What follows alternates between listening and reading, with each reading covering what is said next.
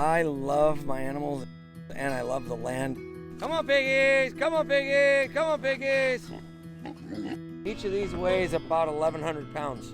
They're really gaining a lot of weight right now on this beautiful green grass we have. For me, it's about raising an awesome, wholesome, nutritious product, at the same time doing the dance with Mother Nature to build soil health and biodiversity.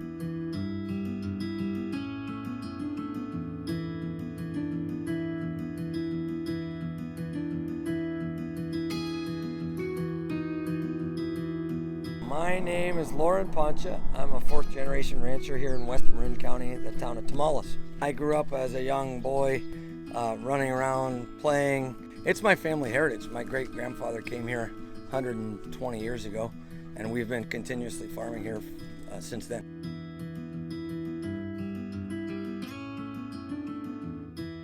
We raise high quality grass-fed beef, lamb, and pork. What I consider regenerative farming is building soil, building life, creating high quality, environments, creating lots of biodiversity, and regenerating, actually building the soil, not depleting or taking away from it.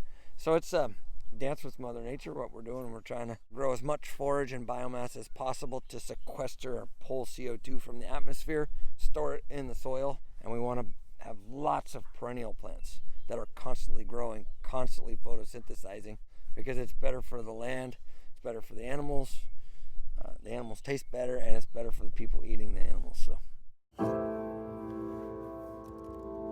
when COVID happened, we were able to protect our workers because it's a small team of 5 or 6 people, and we just had a meeting and said, hey, we're going to shut the office down. Everybody's going to work from home, or 1 or 2 people at the office at the same time.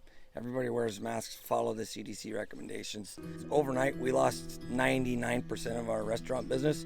It just went away, and it changed our supply chain. As the restaurants went away, our business pivoted, and direct-to-consumer business actually skyrocketed and grew by about 10 times.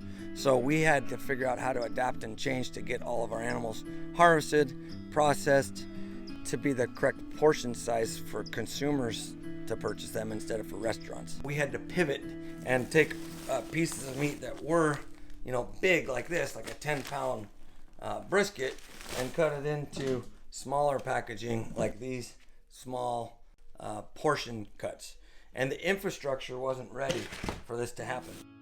There's plenty of animals to be harvested, but the processing was the huge bottleneck, and the huge efficient facilities weren't necessarily resilient because of the safety measures that were in place.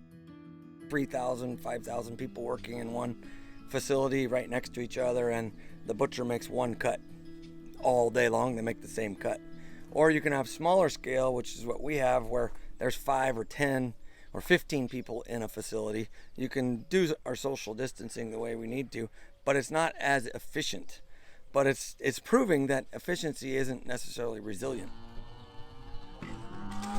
We have lots of hoops that we have to jump through. We work with 12 different processors or further processes around the Bay Area. There's one in Humboldt, and there's one in Merced, there's one in Dixon, and there's one in Orland. So it's pretty complex, our web of networks, in order to harvest our animals, to be able to get them direct to consumers. And if we had some more local processing where we could do all this, it would be way better for the carbon footprint, it would be better for the animals, and hopefully it would be better for the consumers as well.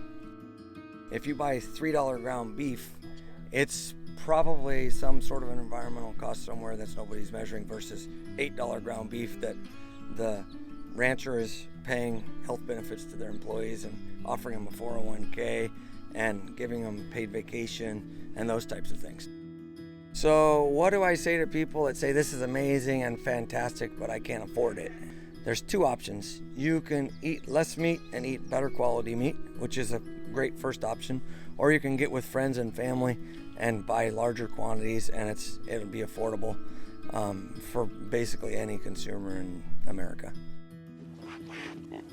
There's definitely a lot of power in consumers being able to vote with their dollars, and that's my hope that comes out of this COVID experience, is people really connect to local producers that are making a product that they want and voting with their dollars.